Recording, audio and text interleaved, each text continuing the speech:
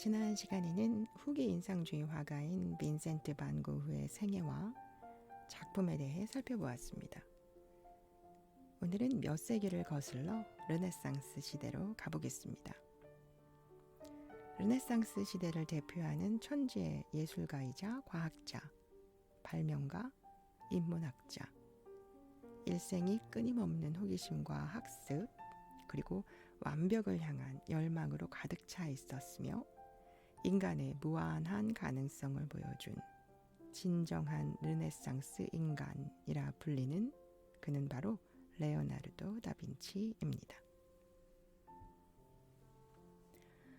중세와 근대가 교차하는 과도기적 시기였던 르네상스 시대의 중심에서 레오나르도 다빈치는 성장했습니다.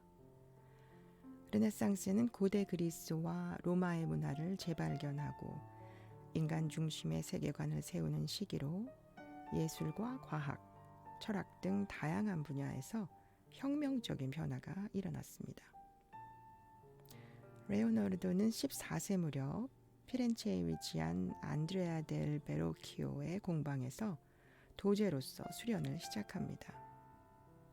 베로키오 공방은 당시 피렌체에서 가장 명망 있는 예술 공방 중 하나였으며 레오나르도는 이곳에서 회화, 조각, 금속 세공, 기계 설계 등 다양한 기술을 익혔습니다.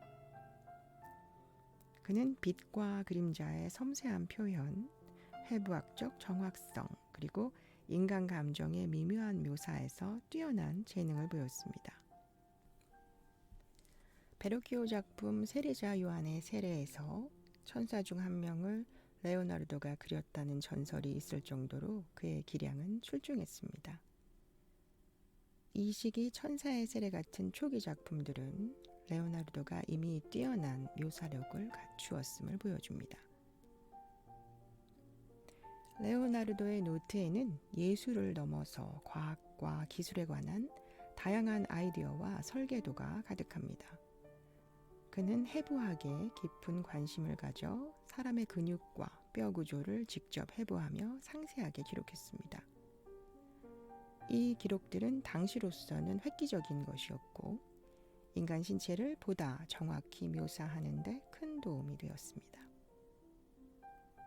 또한 그는 비행기계, 전차, 수중장비, 자동기계 등 현대에도 영향을 미친 발명품 아이디어를 구상했습니다.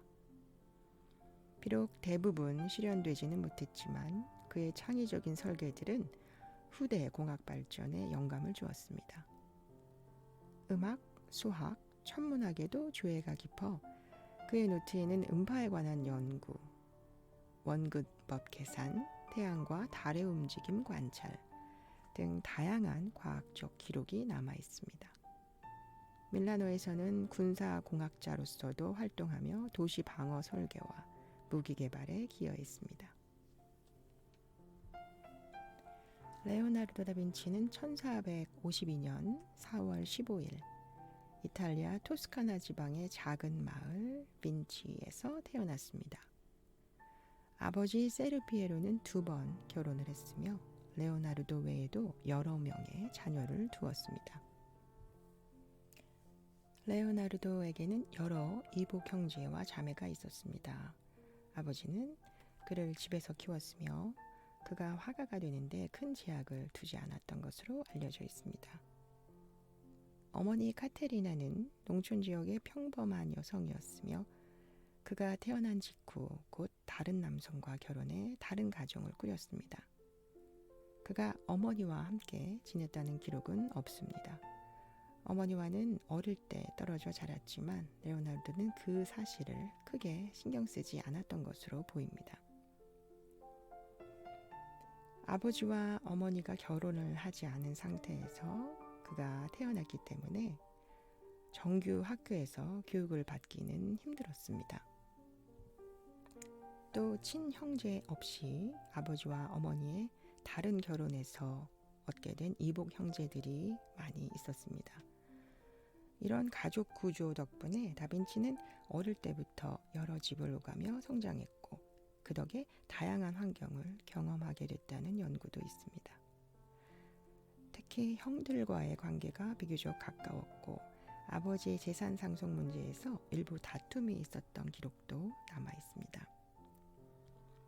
그는 결혼을 한 번도 하지 않았고 자녀도 없었습니다. 평생 독신으로 지내면서 가족보다는 자신의 연구와 예술에 더 집중했습니다. 비록 가족과 함께 살지는 못했지만 아버지의 신분 덕분에 레오나르도는 피렌체와 토스카나 지역의 귀족과 예술 후원자들과 연결될 수 있었습니다. 이는 그의 경력에 매우 중요한 역할을 했습니다. 그는 메디치 가문, 밀라노 공작, 루도비코 스포르차, 프랑스 왕 프랑스와 1세 등 여러 권력자들과 교류하며 후원을 받았습니다. 메디치 가문은 피렌체 르네상스를 이끈 가장 강력한 가문으로 그들은 레오나르도와 같은 예술가들을 후원하며 예술을 발전시켰습니다. 여기서 잠깐 피렌체의 메디치 가문에 대해 그리고 레오나르도 다빈치와의 관계에 대해 잠깐 나눠보겠습니다. 피렌체의 메디치 가문은 오늘날로 치면 금융 재벌이자 문화 후원자였습니다. 14세기 초 피렌체 근교 무젤로라는 지역에서 비교적 평범한 상인 집안으로 시작했지만 1397년 조반니 디 비치데 메디치가 메디치 은행을 세우면서 이야기가 달라집니다. 이 은행은 빠르게 성장해 유럽 최대의 금융기관이 되었고 교황청의 공식 은행 업무까지 맡으면서 막대한 부와 신뢰를 쌓았죠. 피렌체는 겉으로는 공화국 체제를 유지했지만 메디치 가문은 선거, 인맥, 그리고 후원 네트워크를 활용해 사실상 도시를 지배했습니다. 메디치 가문은 정치 못지않게 문화와 학문 후원에도 열정적이었습니다. 화가 보티첼리, 레오나르도 다빈치, 미켈란젤로, 건축가 브루넬레스키와 미켈루초, 조각가 도나텔로, 학자 마르셀리오 피치노까지 이들이 활동할 수 있었던 데는 메디치의 지원이 큰 몫을 했습니다. 그 덕분에 15세기 피렌체는 유럽 문화의 중심지가 되었죠. 또한 가문은 종교와 국제 정치 무대에도 진출했습니다. 무려 4명의 교황, 레오 10세, 클레멘스 7세, 레오 11세, 인노첸시오 13세를 배출했고 프랑스 왕실과 신성 로마 제국 황실 등 유럽 가문과 혼인관계를 맺어 영향력을 넓혔습니다. 하지만 18세기 말부터 재정난과 정치적 영향력 악화로 쇠퇴가 시작되었고 1737년 마지막 대공이 사망하면서 직계혈통이 끊겼습니다. 그럼에도 메디치 가문이 남긴 것은 여전히 대단합니다. 방대한 예술품과 도서관, 그리고 피렌체에 위치한 우피치 미술관, 메디치 예배당과 같은 건축물들이 그 증거입니다. 메디치 가문은 단순한 부유한 가문이 아니라 유럽 르네상스를 꽃피운 결정적인 주역이었습니다. 그들의 후원이 없었다면 오늘날 우리가 알고 있는 르네상스 예술은 지금과는 많이 달랐을지도 모릅니다. 피렌체가 르네상스의 요람으로 불리는 이유 중 절반 이상은 바로 메디치 덕분이죠. 자, 다시 레오나르도 다빈치의 이야기로 돌아옵니다. 레오나르도는 어린 시절부터 피렌체에 머물며 메디치 가문과 자연스럽게 연결될 기회를 가졌습니다. 베르키오 공방 시절부터 메디치 가문과 관련된 의뢰를 받거나 메디치 가문 후원을 받는 예술가들과 교류했습니다. 1482년경 그는 밀라노 공작 루도비코 스포르차의 후원을 받기 전까지 피렌체에서 활동했는데 이때 메디치 가문의 후원과 지원을 어느 정도 받았던 것으로 추정됩니다. 특히 메디치 가문의 로렌조 데 메디치는 예술과 학문에 깊은 관심을 가진 후원자로 레오나르도를 비롯해 많은 젊은 예술가들과 학자들을 지원했습니다. 레오나르도는 로렌초의 궁정에서 일정 기간 머물며 예술적 교류를 했고 이 시기에 다방면으로 재능을 발휘했습니다. 로렌초가 사망한 뒤 메디치 가문의 영향력은 잠시 약해졌지만 다시 피렌체를 장악하면서 레오나르도에게 간접적인 후원을 계속했습니다. 메디치 가문은 레오나르도에게 직접적인 대규모 후원자가 되지는 않았지만 그가 피렌체에서 활동할 수 있는 토양을 마련해 주었습니다. 또한 메디치 가문이 후원한 인문주의자, 과학자, 예술가들과의 교류는 레오나르도의 지적 호기심과 연구에도 큰 자극이 되었습니다. 그는 이후 밀라노, 로마, 프랑스 등 다양한 지역에서 후원을 받으며 활동했지만 메디치 가문과는 생애 말기에 다시 피렌체에 잠시 머물며 어느 정도 교류가 있었습니다. 특히 1513년 피렌체가 공화정으로 복귀하고 메디치 가문이 추방된 시기에는 레오나르도가 피렌체에 머물며 예술활동을 이어갔습니다. 1519년 그의 사망 직전 메디치 가문의 지원으로 어느 정도 안정을 누렸다고 전해집니다. 프랑스 파리에 위치한 루브르 박물관은 오전 9시에 문을 엽니다. 문을 열기 약 2시간 전부터 사람들이 줄을 정문에 서기 시작을 하지요. 9시 정각 문이 열리면 사람들은 박물관으로 들어가자마자 모두 뛰기 시작합니다. 왜일까요? 이 박물관의 한 전시실 중앙에는 전 세계에서 가장 많은 사람들이 찾는 그림이 있습니다. 바로 레오나르도 다빈치의 걸작 모나리자입니다. 1503년부터 1517년까지 수년에 걸쳐 제작이 되었다고 하며 크기는 세로 77cm, 가로 53cm로 생각보다 작지만 그 안에 담긴 이야기는 거대합니다. 이 그림 속 여인은 피렌체의 상인 프란체스코 델 조콘도의 아내 리사 게라르디니로 전해집니다. 이탈리아어로는 라 조콘다라고 부르죠. 하지만 확실한 기록이 부족해 몇 세기 동안 그녀의 정체를 둘러싼 논쟁은 이어져 왔습니다. 어떤 학자들은 그녀가 이상화된 여인상이거나 심지어 레오나르도의 여성 자화상일지도 모른다고 말합니다. 모나리자를 특별하게 만드는 것은 무엇보다도 그 애매하고도 매혹적인 미소입니다. 가까이 다가가 보면 입술은 움직이지 않는 듯 보이지만 시선을 옮기는 순간 미묘하게 웃는 듯한 인상을 줍니다. 이것은 레오나르도가 개발하고 완성시킨 스푸마토 기법입니다. 경계선을 흐릿하게 처리해 빛과 색이 부드럽게 번지도록 하며 피부와 표정이 살아있는 것처럼 보이게 하지요. 그녀의 시선 또한 독특합니다. 살짝 비껴 앉아 있지만 어디에서 보아도 마치 나를 바라보는 듯한 느낌이 듭니다.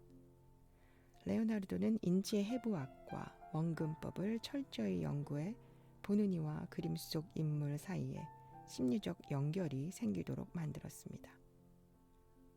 배경은 실제 장소가 아닌 상상과 자연 관찰을 결합한 풍경입니다.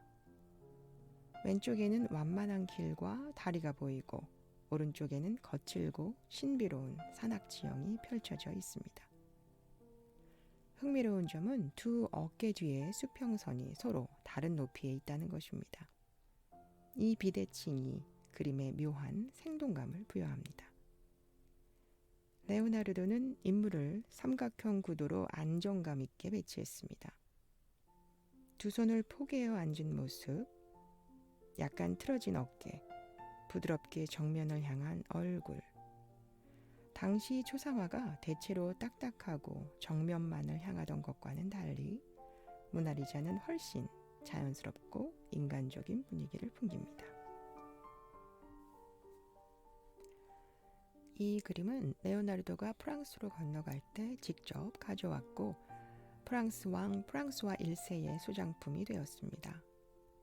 1911년 이탈리아인 직원 빈센초 페루자가 훔쳐갔다가 2년 뒤 되찾으면서 전 세계적 화제가 되었고 이후 순회 전시를 거치며 세계에서 가장 유명한 그림이라는 명성을 얻게 되었죠. 모나리자가 특별한 이유는 단순히 미소가 아름다워서가 아닙니다. 이 작은 나무 패널 안에는 인간 개인의 존재와 가치를 강조하는 인문주의 정신, 과학적 관찰, 회화 기법의 절정, 그리고 인간에 대한 깊은 이해가 모두 담겨 있습니다. 그렇기에 500년이 지난 지금도 그녀의 시선과 미소는 여전히 우리를 멈춰서게 만듭니다. 최후의 만찬. 제작 시기는 1495년부터 1498년입니다. 이탈리아 밀라노 산타 마리아 델라 그라치에 있는 수도원의 식당 벽 한쪽에는 가로 8.8m에 달하는 거대한 그림이 자리 잡고 있습니다. 레오나르도 다빈치가 1495년부터 3년 동안 그린 걸작으로 이 작품은 성경 요한복음 13장의 한 장면을 담고 있습니다.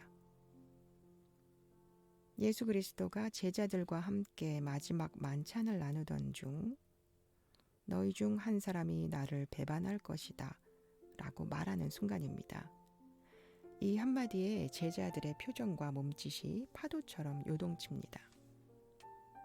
어떤 이는 놀라 눈을 크게 뜨고 또 어떤 이는 옆 사람에게 묻거나 격하게 몸을 앞으로 내밉니다.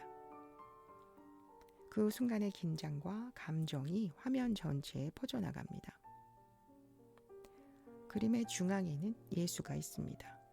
그는 침착하지만 무겁게 고개를 떨구며 빵과 포도주를 앞에 두고 있습니다.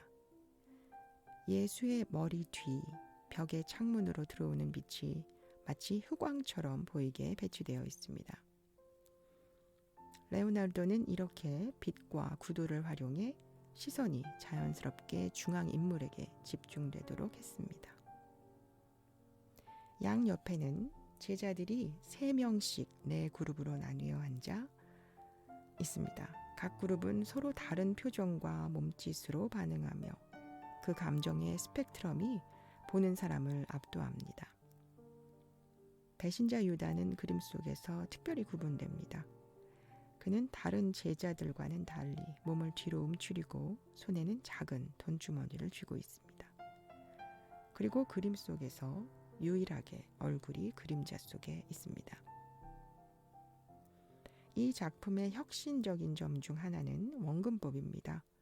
모든 직선이 예수의 머리 뒤 한 점으로 수렴하는 소실점을 형성해 공간감과 깊이가 극적으로 느껴집니다. 최후의 만찬은 사실 전통적인 프레스코 기법이 아니라 레오나르도가 실험적으로 선택한 기법으로 그려졌습니다. 그는 석벽 위에 석회와 기름, 템페라 물감을 섞어 사용했는데 이로 인해 완성 후 얼마 지나지 않아 벽화가 심하게 손상되기 시작했습니다. 수세기 동안 여러 차례 복원이 이루어졌지만 원래의 색감과 디테일은 상당 부분 사라졌습니다. 그럼에도 불구하고 이 벽화가 주는 감동과 힘은 여전히 압도적입니다. 오늘날 이 작품은 유네스코 세계문화유산으로 지정되어 있으며 하루에 제한된 인원만이 짧은 시간 동안 직접 볼 수 있습니다. 어둡고 조용한 수도원 식당에서 그림 속 인물들의 숨소리까지 들릴 듯한 순간, 우리는 500년 전 레오나르도가 포착한 바로 그 장면과 마주하게 됩니다. 한 장의 종이 위에 벌거벗은 남성이 두 겹의 팔과 다리를 펼친 채 서 있습니다. 그의 팔과 다리는 원과 정사각형 안에 정확히 맞물려 있습니다. 이것이 바로 레오나르도 다빈치가 1490년경 그린 비트루비우스적 인간입니다. 이 그림의 영감은 고대 로마의 건축가 비트루비우스에게서 왔습니다. 그는 인체의 비례가 건축과 예술의 이상적인 비례의 기초가 된다고 주장했습니다. 레오나르도는 이 고전 문헌을 바탕으로 인체가 가진 수학적 조화와 균형을 시각적으로 구현했습니다. 인물 속 그림은 정사각형 안에서 팔을 옆으로 벌리고 다리를 모은 채 서 있고, 원 안에서는 팔을 더 위로 올리고 다리를 벌린 자세를 취합니다. 이렇게 두 자세가 한 몸에 겹쳐진 덕분에 인체의 중심과 사방으로 뻗는 비율이 한눈에 들어옵니다. 종이 아래에는 레오나르도의 거울 글씨로 적힌 메모가 보입니다. 여기에는 인체 각 부분의 길이가 전체 키와 어떻게 비례하는지, 예를 들어 손바닥 너비는 키의 10분의 1과 같은 수학적 계산이 기록되어 있습니다. 그는 단순히 사람을 그린 것이 아니라 인체를 하나의 완벽한 기하학적 구조물로 연구한 것이죠. 비트루비우스적 인간은 단지 해부학적 도해가 아닙니다. 이 그림은 르네상스 시대 인문주의의 상징입니다. 인간을 세상의 중심에 놓고 인간의 몸과 자연의 법칙, 그리고 예술과 과학이 서로 연결된다는 믿음을 압축적으로 담고 있습니다. 이 작은 드로잉은 오늘날에도 과학과 예술의 만남이라는 말이 필요할 때 가장 먼저 떠오르는 이미지입니다. 여기서 우리는 레오나르도가 추구했던 관찰, 수학, 미학이 하나로 융합된 르네상스 정신을 그대로 느낄 수 있습니다. 수태고지 1472년부터 1475년 동안 제작되었습니다. 토스카나 해안 도시의 푸른 풍경이 펼쳐진 정원 한쪽, 한 여인이 의자에 앉아 책을 읽고 있습니다. 그녀는 바로 마리아입니다. 화면 왼쪽에는 날개를 가진 천사 가브리엘이 조심스럽게 다가와 무릎을 꿇고 있습니다. 이 순간은 성경 속 수태고지, 가브리엘이 마리아에게 하느님의 아들이 될 아이를 잉태하게 될 것임을 전하는 장면입니다. 레오나르도는 이 작품을 젊은 시절 아직 피렌체의 안드레아 델 베로키오 화실에서 수학하던 시기에 그렸습니다. 그럼에도 이미 섬세한 관찰력과 빛에 대한 감각이 드러납니다. 마리아 앞에는 섬세하게 조각된 대리석 책상이 놓여 있습니다. 이 책상은 르네상스 시대의 고전 건축 양식을 닮았으며 그녀가 읽던 책은 신앙과 경건을 상징합니다. 가브리엘은 한 손에 백합을 들고 있는데 이는 마리아의 순결을 의미합니다. 배경은 특히 주목할 만합니다. 멀리까지 이어지는 산과 하늘, 부드러운 빛의 변화는 레오나르도의 초기 원근법 실험을 보여줍니다. 그는 대기 원근법을 사용해 먼 산은 희미하고 푸르게 보이게 함으로써 깊이감을 부여했습니다. 마리아의 표정은 놀람과 겸손이 섞여 있습니다. 그녀는 오른손을 살짝 들어 천사의 인사를 받아들이는 듯 보이지만 몸은 아직 책 쪽으로 향해 있어 그 순간의 주저함이 느껴집니다. 가브리엘의 날개는 다양한 새의 깃털을 세밀하게 관찰해 그린 듯 정교합니다. 수태고지는 단순한 종교화가 아닙니다. 여기에는 레오나르도가 인체, 식물, 빛, 원근, 심리 묘사에 이르기까지 다양한 관심사를 한 화면에 담아낸 흔적이 있습니다. 젊은 화가가 아직 완전한 자기만의 양식을 확립하기 전임에도 관찰과 과학적 사고가 예술 속에 녹아드는 그의 독특한 접근이 이미 시작되고 있었던 것이죠. 어둡고 단순한 배경 속에서 한 남성이 서 있습니다. 그의 얼굴은 온화한 미소를 띠고 있으며 한 손은 하늘을 가리키고 다른 손은 구부러진 몸에 자연스럽게 놓여 있습니다. 바로 레오나르도가 1513년경 그린 성 요한 세례자입니다. 이 작품은 레오나르도가 말년에 완성한 그림 중 하나로 이전 작품과는 달리 극도로 단순화된 배경과 빛과 그림자의 강렬한 대비를 특징으로 합니다.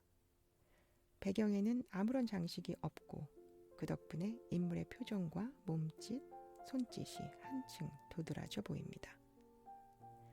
성 요한 세례자는 젊은 시절 예수를 세례한 인물로 금욕적이면서도 신비로운 존재입니다. 그림 속 요한은 반쯤 어둠 속에서 나타난 듯 부드러운 미소와 빛에 의해 강조된 얼굴이 신비로운 분위기를 만들어냅니다.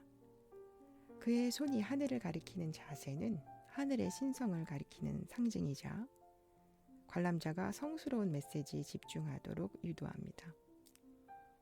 특히 주목할 점은 레오나르도의 스푸마토 기법과 몸의 윤곽 처리입니다.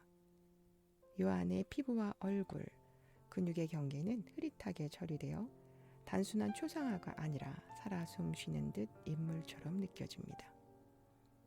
손과 팔, 몸의 각도는 마치 춤추듯 부드럽게 곡선을 이루며 단정하지만 동적인 움직임을 전달합니다. 이 작품은 또한 성 요한을 상징하는 짐승 가죽과 작은 목걸이, 머리카락의 질감 등 디테일에서도 뛰어난 관찰력이 엿보입니다. 레오나르도는 인물과 상징, 빛과 그림자를 조화롭게 배치해 신비롭지만 인간적인 요한을 창조했습니다. 성 요한 세례자는 그의 말년 작품답게 단순함 속의 힘, 어둠 속의 신비로움을 보여줍니다. 그림을 바라보면 관람자는 요한의 신성뿐 아니라 레오나르도가 인간과 신의 경계를 탐구한 깊이를 동시에 느끼게 됩니다. 앞서 설명에서 말씀드린 스푸마토 기법에 대해 잠시 말씀을 드리면 이 기법은 레오나르도 다빈치가 완전히 새롭게 발명한 것이라기보다는 그가 가장 완성도 높게 발전시키고 유명하게 만든 회화 기법입니다. 스푸마토는 이탈리아어로 연기처럼 흐릿하게라는 뜻으로 경계선을 뚜렷하게 그리지 않고 색과 명암을 부드럽게 흐려서 자연스럽고 입체감 있는 표현을 만드는 기술입니다. 이 기법은 인물의 얼굴이나 배경에서 부드러운 빛과 그림자의 전환을 통해 사실적이고 생동감 있는 효과를 줍니다. 르네상스 이전부터 화가들은 부드러운 명암 처리를 시도했지만 레오나르도가 스푸마토라는 용어를 직접 사용하며 해부학과 빛의 성질을 깊이 이해한 뒤 스푸마토를 과학적이고 예술적으로 완성했습니다.